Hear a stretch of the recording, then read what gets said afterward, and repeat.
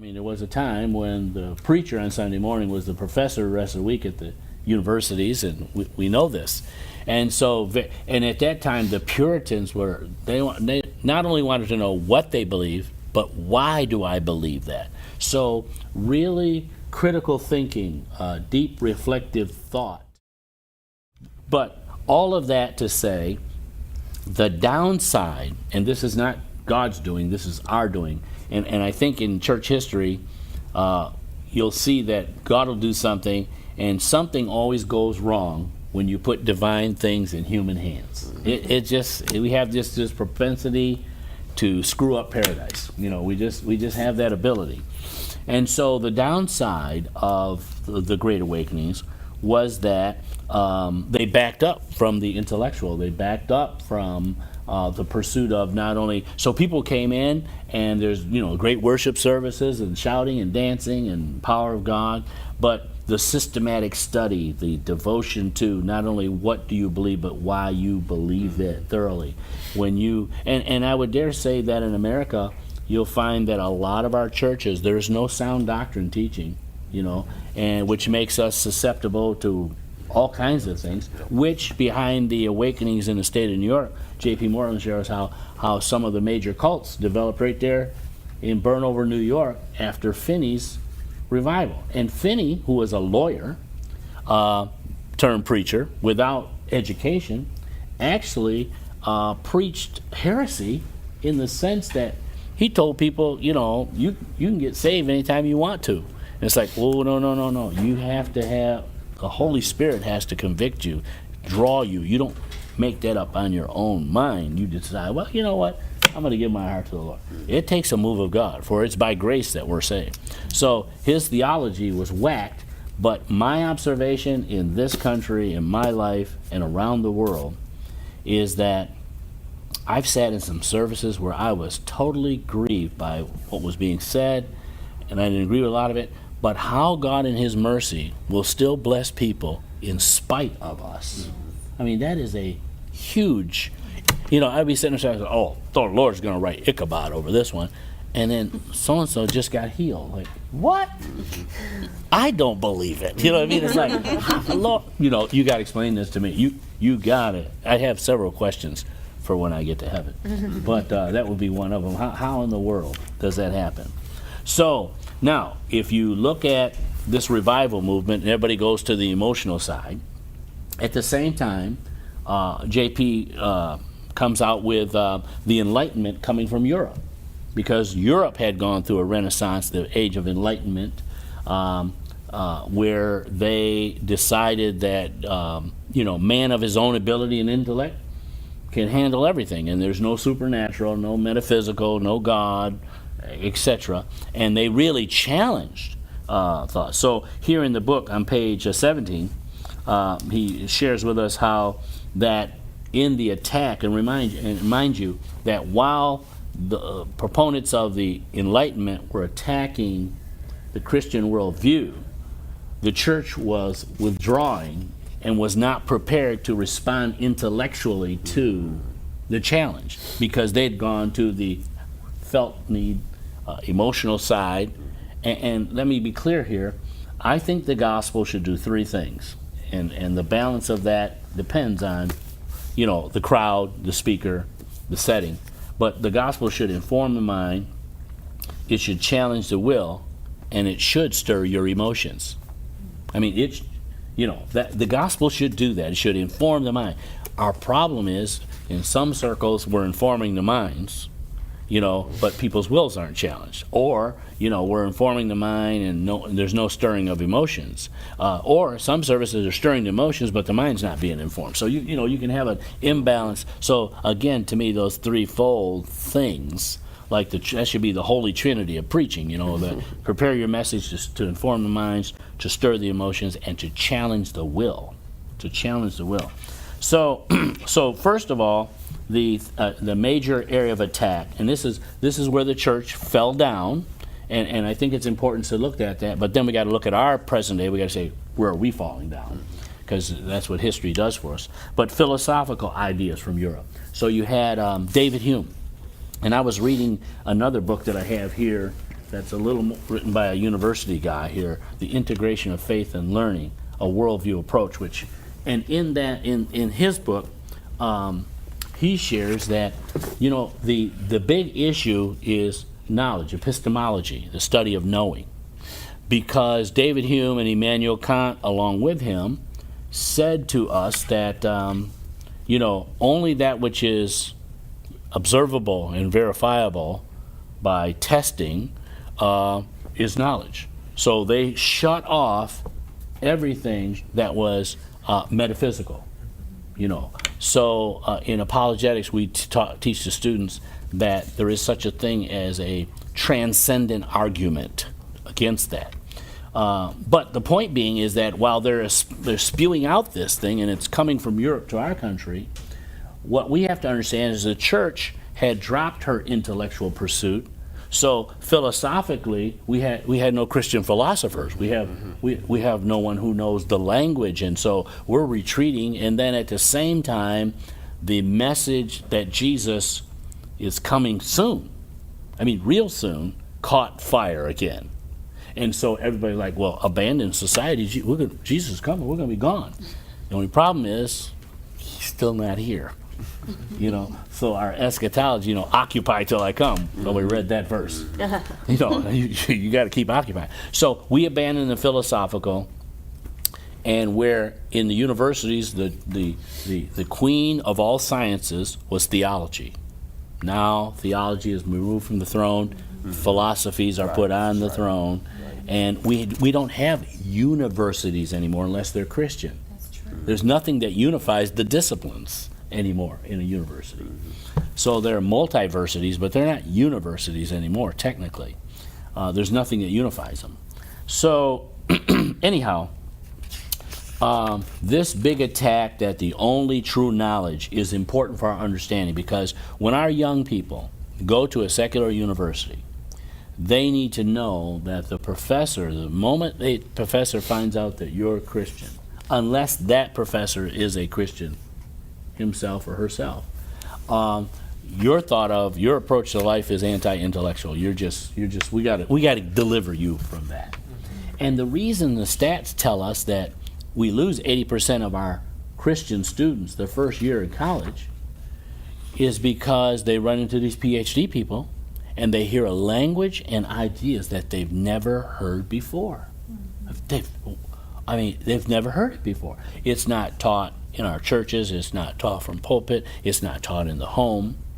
The whole idea of philosophy and apologetics taught from a Christian perspective, they've never heard that. A lot of Bible language and Bible stories, but no real critical thinking skills developed on the issue. So therefore, next thing you know, without a fight, we lose. We lose. So we lost that philosophical battle for sure, and that was terrible for us. Now the Lord tells us, and this is a whole text that we're operating from. It tells us that we're to love Him with all our heart, soul, and mind and strength. And I think the church has done a good job. We're talking about our soul and our hearts, those sides, but our mind. Getting our people to really delve deep, to think deeply, critically, and to see the development of your mind as an act of worship. That, loving God means I really want to understand truth.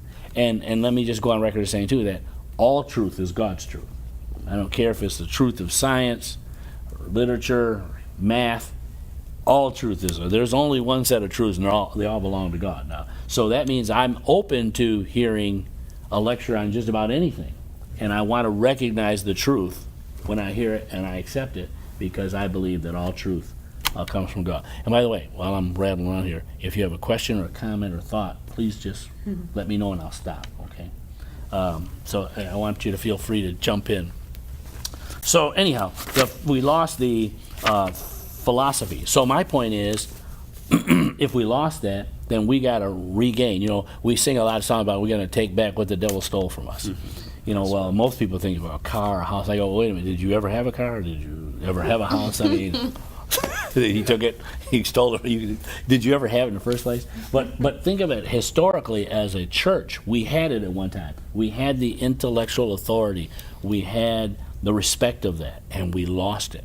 So the whole idea of Christian philosophers or Christians who have been walked through philosophy so they understand it is really important. One of the greatest moments in my studies was my wife and I were in London, and I was speaking at a conference, and we decided to take on Piccadilly, take the train, and the doors open, and this guy looked a lot like you, beard and stuff, come in and sat down next to me. I go, "Oh, how are you?" And he says, "And good." And he says, "My name is Van." He says, "My name is Dave." So my wife's sitting next to me. I said, "Dave, what are you up to, man?" He said, "Oh, I've been backpacking all over Europe and just got back from the Himalayas."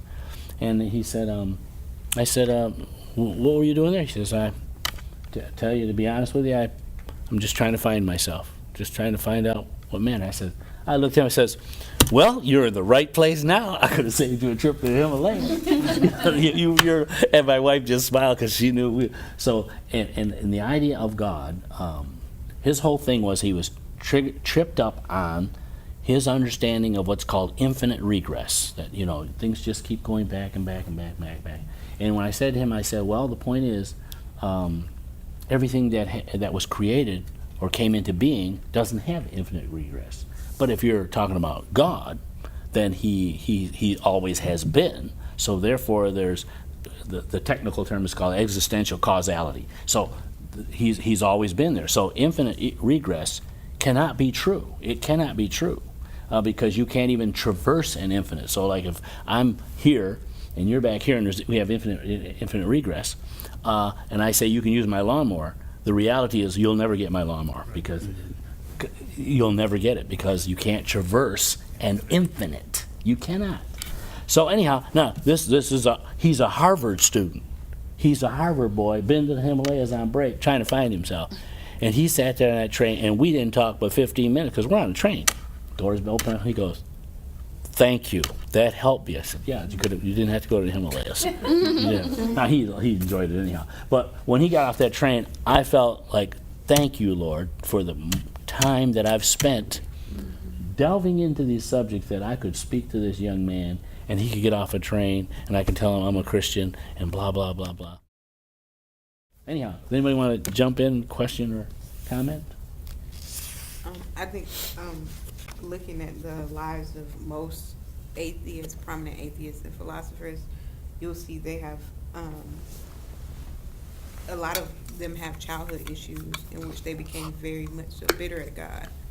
And I think sometimes when we have these intellectual conversations with people, we don't realize the emotional baggage that goes along with their hatred towards God. So most of the time it seems not to be a logical argument but an emotional argument. That's true. That even though they've labored to be intellectual, they haven't been a runaway from their emotions.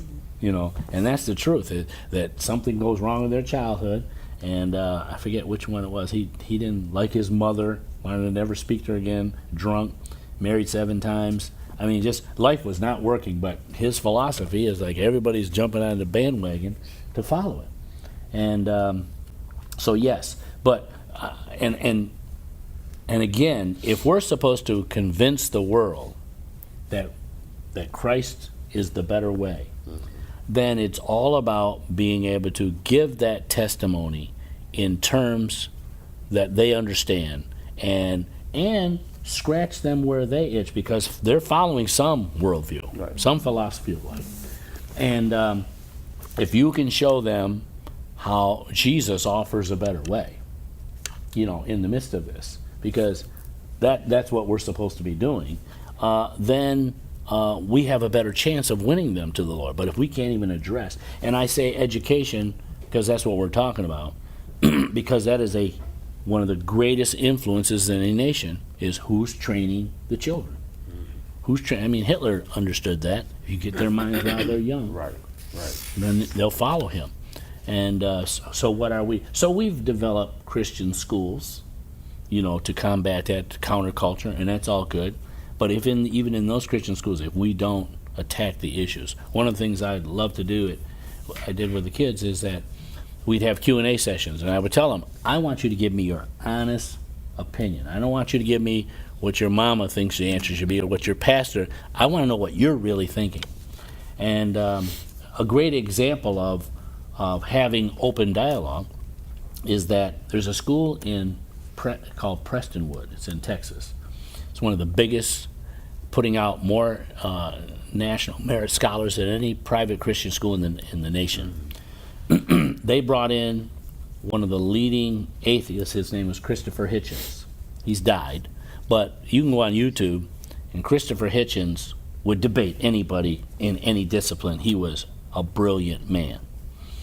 So this Christian school brought Christopher Hitchens to the school. And this is what he did. Now, they had a class on apologetics, and I met the guy who teaches it. And he says, what we did is we prepped them on atheism weeks before he got there. And then we brought him in at our expense, put him up in front of thousands of students, let him speak for an hour and a half, say anything, tell it like you feel it. So Christopher Hitchens got up in this Christian school and told them why they were crazy for following Christianity, and there is no God for these reasons, and look what Christians have done, and what kind of God, blah, blah. He went on and on and on. Well, at the end, then he leaves, and then they do their post meetings. Well, I'm told that 2 sophomores sat there in a session and said, we agree with him. We agree with him. When the parents found out of those 2 sophomores that their boys now claim to be atheists, after they sent them to a Christian school to protect them, you bring in this heathen, and he convinces our boys to be atheists. And their response to the parents were, if it wasn't in them, it wouldn't come out of them. Yeah. And let's remember, they're sophomores. Now that we know, we got 2 more years to work with them, and so do you. Wouldn't it have been terrible if they got to college and they're going to hear atheism, right, and now they're gone. They're absolutely gone. So, then they said the parents were a little more, a little more like, I'm paying thousands of dollars and you bring in an atheist to convince my kids to be one? So, anyhow, so, and the other response of the church was not just the revivals, but fundamentalism. Fundamentalists. The fundamentalists were like Bible thumping, here's what we believe, and that's it, and so, but that's not an intellectual response. Like for instance, the thought of students always ask me, like, okay, Noah and the ark and all the animals on the ark. Like, come on, how many animals can you get on an ark? I mean, come on, how many animals can you get on an ark? So you look at all the animals that are on planet Earth now, and you're telling me 2 of every animal was on the ark. You believe that fairy tale, huh? So my point, I say to people, how do you answer that? How do you, or the other question, I remember this is one of the first questions that came to me as a young Christian. Okay, Adam and Eve were kicked out of the garden, Cain and Abel, and then he went off to the land of Nod and married somebody. And where'd them people come from? If Adam and Eve are the first 2 people, then where'd all these other people come from that they went out and married? Where did they come from? It's like, well, the day I was first asked that question, I said, I don't know. It's a good question. I mean, I went and got a hold of a pastor who'd been to seminary, and I posed to him. He gave me some information on it. So then I studied it up, and I would call people. I go, that question you asked me? Can we meet? I got some thoughts for you. But answering those kind of questions. So in church, no one's challenging us. We're preaching to the choir. But when people dig deeper and they've not been moved on by the Spirit of God, they're looking at this story as like, a donkey talked to a man. Okay, you guys really believe that. See, and make you feel stupid, like, well, that's kind of strange. I mean, this happened to me at Georgetown. I mean, I faced this kind of audience at Georgetown. They can kind of make you feel like you're anti-intellectual. That makes no sense. Well, it doesn't make sense if you don't believe in the metaphysical. If you only believe in empirical data, that only knowledge is scientific, observable, you're right. It sounds crazy. But Christianity, we know, is a miraculous religion. It's from a virgin, and Jesus came. He's God, and he came through a virgin. Okay, All right. See, those kind of things we got to stop and really get at them to be able to answer people that are asking these harder questions because they're not believers. It's like, this does sound, and we are stewards. The Bible says we're stewards of the mystery. We're stewards of the mysteries, and there's we can explain to a certain level, and then it's mystery. And what is mystery for? It kind of reminds us that He's God all by Himself, and we're just humans. It just separates the divine from the human. You know what I mean? It's like, okay, no matter how brilliant you are, you get to go this far, and then you're done. You know, and we bow down. But certainly the world's response to that is that when naturalism then takes over, man becomes the center. Man decides what is true. Man is answerable to nobody but himself. So in the modernist movement, the battle cry was progress is inevitable. They won the day. They chased us into a corner, and they said, you know, Isaac Newton also helped espouse this whole belief that with the human mind, we can conquer anything. That's why when people say today, you know, education is the answer. Education. We got a lot of educated people. For instance, my daughter worked at a hospital. So, you know, when I see a doctor smoking a cigarette, I'm lost. I mean, it's like, okay, you have got more education about what happens to the lungs than I do, and you're Still smoking a cigarette. So education alone doesn't change the. I mean, you know, it just doesn't. It's what kind of education are you talking about? You know. Now, my research and reading behind all this is that we are so far behind the 8 ball. I mean, we are way behind the 8 ball in this nation as far as comeback. And I'm also convinced that at my age, that probably the greatest thing that can be done is those of us who are already adults equipping ourselves and then going after our younger people, because sometimes it takes a generation to turn a nation. So this is not like a quick fix, let's do a Jericho march and tomorrow everything's going to be hunky-dory. I mean, we've got to really assess the problem, assess where we are in the problem, come up with a strategy that's going to take some time to implement and start working it, and everybody finding their place in the strategy to do what they do, to even think about God beginning to turn this nation around, and then praying at the same time that He visit us with another great awakening.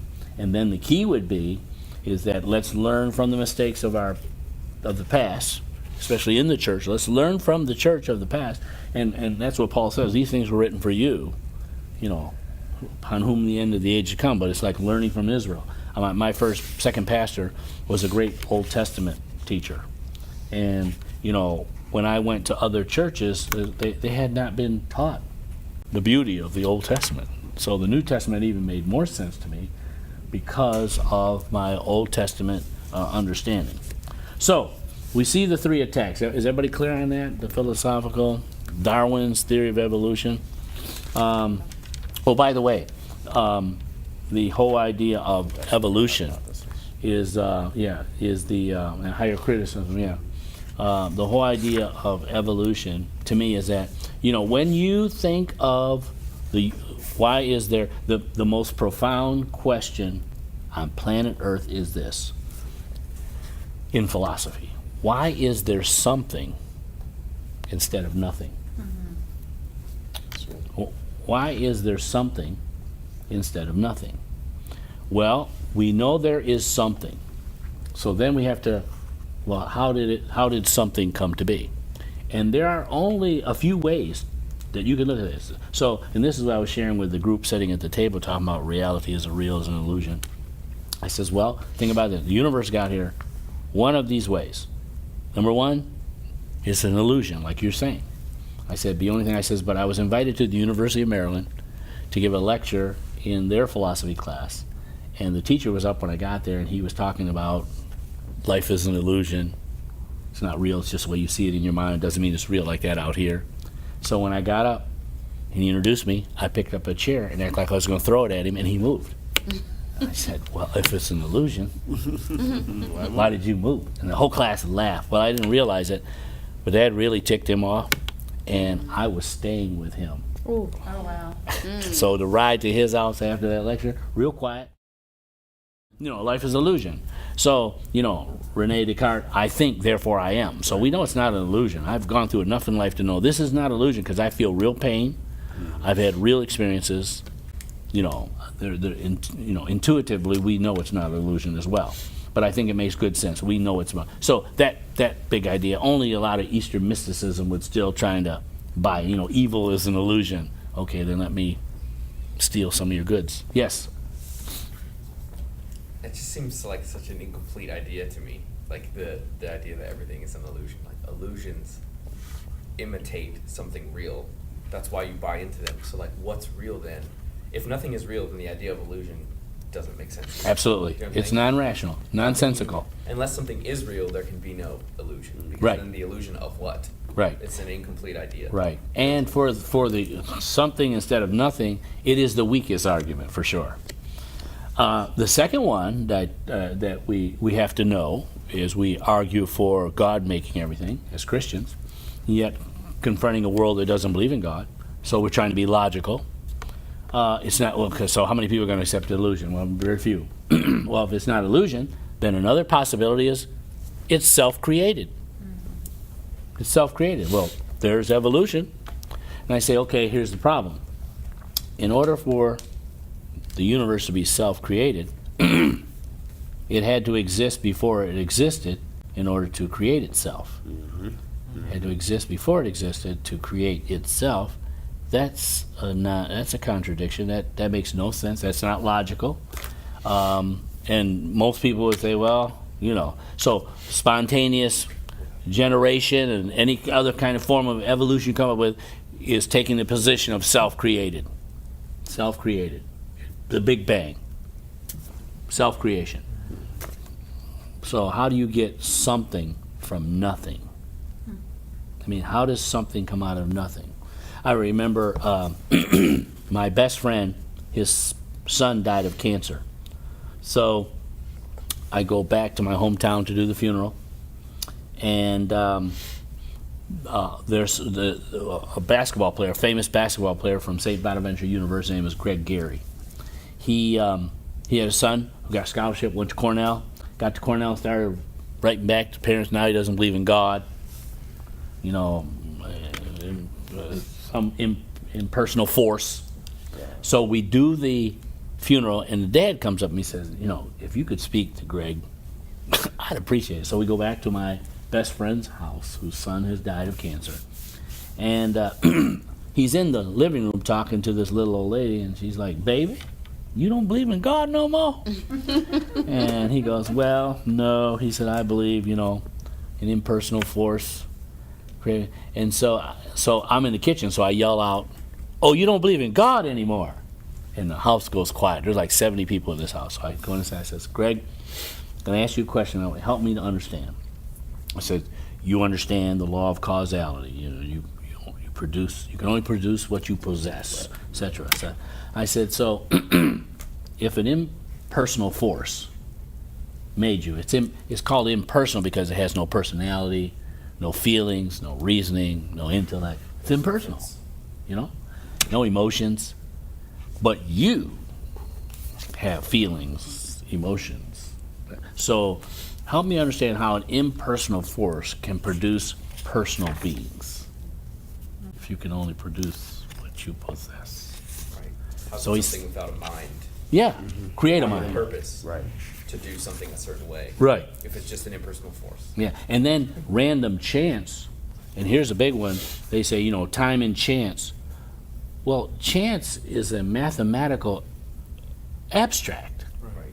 Chance is not like some being walking around Right. that has some kind of power. So when we hear people use terminology, you got to even ask them, oh, please clarify that, because what is a chance? If time and chance, you speak of chance as if it's some entity. Stuff has to exist for there to be a chance for Yeah. something to happen. There you go. So illusion, self-creation. Third possibility is, the universe is eternal. Well, that Einstein shot that down with general relativity. We now know that the Earth had a beginning because it's coming to an end. Everything that's come to an end has had a beginning. Einstein, now he fudged his findings at first because he hated to admit, that there was a God, but he did, and then, it came to the conclusion that, and Aristotle said, well, if the gods made the universe, it was out of pre-existing matter. Well, where did the matter come from? Right. But the point is, the universe is not eternal. It's not. It's not eternal, and science bears out. So the Bible and science are compatible on the issue that the universe is not eternal. There's no conflict of interest. I would dare say that the biggest problem with true science and God is that it's totally compatible. The problem is in sometimes our biblical interpretations and our scientists, their interpretations of the facts that they find.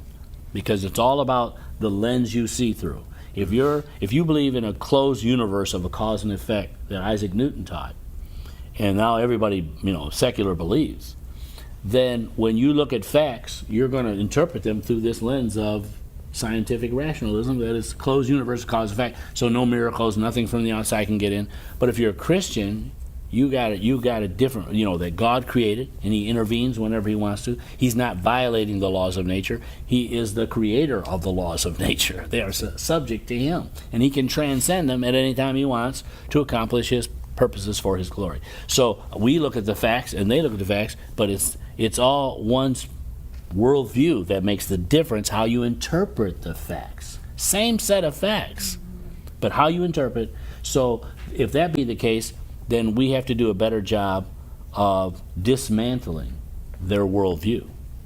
And there are some, we won't talk about that tonight, but there's tests, that are in truth that you can use to show the credibility of any particular worldview. So, and then the final only possibility is that there is what we call in technical terms, there is a transcendent causal agent, or God, who is eternal, all-powerful, transcendent, stands outside of space, time, and matter, and spoke it. So you have those four. So when you look at those four options, and because if the universe had a beginning, it demands that there be something outside of it that causes it to be. The first three arguments, illusion, self-created, and eternal, the fourth one makes more sense. It's more rational. It makes better sense that there is this being that can create that way. So my point for sharing that is that that's the logic of it. That's Christianity, critical thinking, being logical, that even by logic it makes more sense to believe in a transcendent causal agent than to believe in illusion, that the universe is eternal, or self-created. And I think it's R.C. Sproul who also comments, come up with another possibility. That's just about it. That's just about it. And so any comments there? Questions? Thoughts? So I was just going to, go back to the statement you made concerning the compatibility of the Bible and science. Yes. And it's almost as if, going back to that whole idea of law of first mention, that basically if I was initially, taught this way, and somehow I believe that, and unless someone comes along to show me more or to, change my direction, then all of a sudden I'm going to keep arguing that this is the right way. And I think that may be one of the factors that leads to people constantly going back to, again, even the scientists, even with all the education, that they rather argue against the facts that's actually there, as opposed to saying, maybe there's a commonality here. Let's see if we can find that. Everybody brings a bias to the table. Everybody brings a bias. And I think, when people say, well, I'm going to be totally objective here, no, none of us are totally objective. We have this treasure in an earthen vessel, and we have our truth preferences, even as Christians. But I think one of the things that we should do as Christians, that we should be lovers of the truth and follow truth wherever it takes us. and not have a fear. Because I remember a time in my early Christian walk where I was afraid that, what if I discover something out here that disproves the Bible and the reality of Jesus? What am I going to do? I mean, I have to admit, there's a few times that crossed my mind, and I wasn't anywhere where anybody could give me guidance at that point in my education. And but after years of study and research now, I laugh at the fact that I used to think that, because there's nothing that can be discovered or come up with that's, because Christianity's been around a lot longer than me, and far better minds have done research than I have. So we have a lot of good ground to stand on. And so science and all they try to discover, they're just discovering what God has already done. They just don't want to give him credit for it. But I think that, we believe in, the church preaches moral integrity, and we should. But what about intellectual integrity? I mean, intellectual integrity. We should go there as well, because this gives us credibility in the eyes of our listeners. And so think of it this way. On all the disciplines that are out there now in education, so it's psychology, sociology, literature, science, are we raising Christians and young people to be able to reflect on those very subjects from a Christian perspective, where young people can go to a university and literally hear a Christian teach on those? What books can a Christian read on all those disciplines from someone who knows God, who has also taken the time to study and learn? In the Jewish community, they'll make sure their kids get a good education. Right. But they're also taught the obligation is to give back to your own when you get there. A community help you get there, and you better give something back to the community. And that is absolutely critical. That, it's too late to back up for some of us in certain areas, but it's not too late to inspire a next generation. It's not too late to do that, and to begin to even pray down this line. That we need groups like this, where it's not a normal Bible study for devotional purposes. We need Bible studies that are devotional, but the devotion that we also need is one where we're devoting our intellect to God. And we will, read the books that you can't read 3 sentences without going to the dictionary 5 times. Like, what kind of word is that? Why couldn't they just say this? And where you go to bed at night and your brain hurts. But it's the same thing physically. If you're going to work out, you haven't been doing it, you're going to hurt for a while. They say about a good 6 weeks, you plan to feel miserable. Like every time you get up out of bed, it's like, oh my, what am I doing this for? But if you break through that 6-week period, it's saying anything. If you stay with it for 6 weeks, after that, you get this breakthrough. Well, intellectually, it's the same way. That you can go to bed, your head will hurt, your mind will be challenged. But boy, when those breakthroughs come in a thought, you get it. Like, yes! And it's more than memorization, it's critical thinking. And at some point here, we'll talk about what does that mean? What does critical thinking? How does one think critically? That's a component of all this. We have to learn how to do that. So, any thoughts?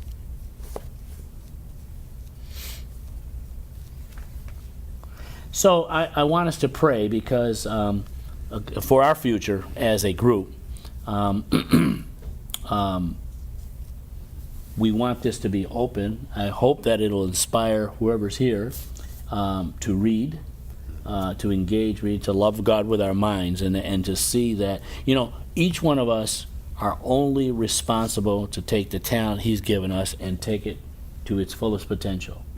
So it's not a matter of any of us think we got to be where Einstein was. Einstein was where he was because God gifted him that way. But He's gifted all of us to certain degrees.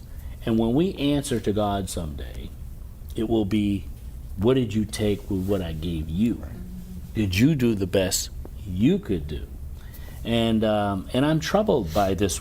You just listen to the news. I mean, I went to bed last night thinking, oh my goodness, we got human trafficking, we got drugs, we got, the Middle East going crazy, we got race problems here, we got, we got the abortion issue, we got all these other issues like that, and the world has gone crazy. And where is the church? Where is the church in the middle of all this? Are we being salt and light? Are we being the salt and light that we should be? Or is the church just, we're still backed into a corner? And I don't have it in this book. JP doesn't say it in his book, but this other guy quotes, and maybe I'll bring it next time. He says, the world for the most part doesn't mind the church. Have your Bible study, hold your meetings, build your buildings. But the moment you step off the reservation, Right. The moment you step off the reservation, it's like, wait a minute, there's something wrong with this, And I think back to the neighborhood I grew up in, that, in the morning, when you got ready to go to school, you had to stand inside the door and go, time to man up. Ain't gonna be no punk out there today. I mean, you just had to man up to step out into it, and I'm going to hit you before you hit me. And I just feel like in so many ways, we as the church have punked out. We've punked out, and now they're just telling us what we are and what we can do. They've defined knowledge. It's like, who is David Hume? Who are you to tell the rest of the world this is the way it has to be? Who died and left you God? And we just take that. And I just think the church needs to stop taking it. For the glory of God and the love of humanity, these people are literally lost.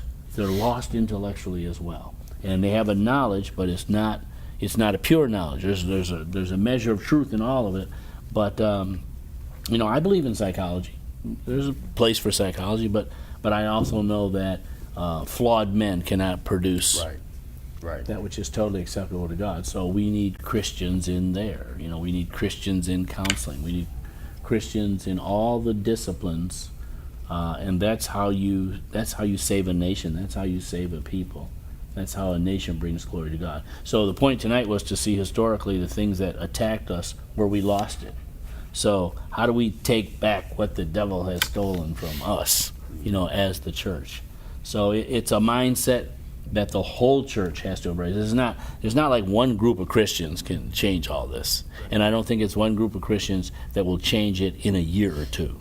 It's got to be to see and be so deeply convicted about where we are historically and how we got here, that we dedicate ourselves to imparting this to people, and it'll take a generation, and I think of my own age, like, maybe I won't even be here to see such a term, but to at least have sown seeds into it happening, to me, is an important factor. That's important, that I see and do the part that I can do to make that happen. So that's part of the conviction for this group, too, is that we just, at all different levels, let's just all begin the journey from where we are, because we all have so much to learn, and there's so much to learn, but we need to also be in concert so that we encourage and inspire. Because if you sit alone as an island, you can get away from this and get the hustle and bustle of it. But just to be reminded every now and then to come back together will keep us moving down that journey. And also, we now know people we can talk to, call, have coffee with, and kick it around with, and hopefully it'll grow. It doesn't have to be huge in here. But certainly, we want to see more people come in, and we're going to work on some technology, how to stream it, etc. Because I have people in other parts of the country that they're like, Doc, I bought the book, but I can't be there. So we're going to make it available. Just make a YouTube channel and post it every time we have it. You're the man. So let's close in prayer. And would you like to close us in prayer tonight? Sure. Okay. Thank you. Heavenly Father, I thank you for the opportunity to come together, to meet new friends who are seeking after your will, striving to be what you're asking them to be. to give back what you've given them. I thank you for the opportunity and the freedom to learn more about you, to learn from each other, to stretch our comfort levels, to stretch our minds. Pray that you'll be with us as we separate, be in our thoughts, in our learning. Bring us back together next time. In Jesus' name, amen.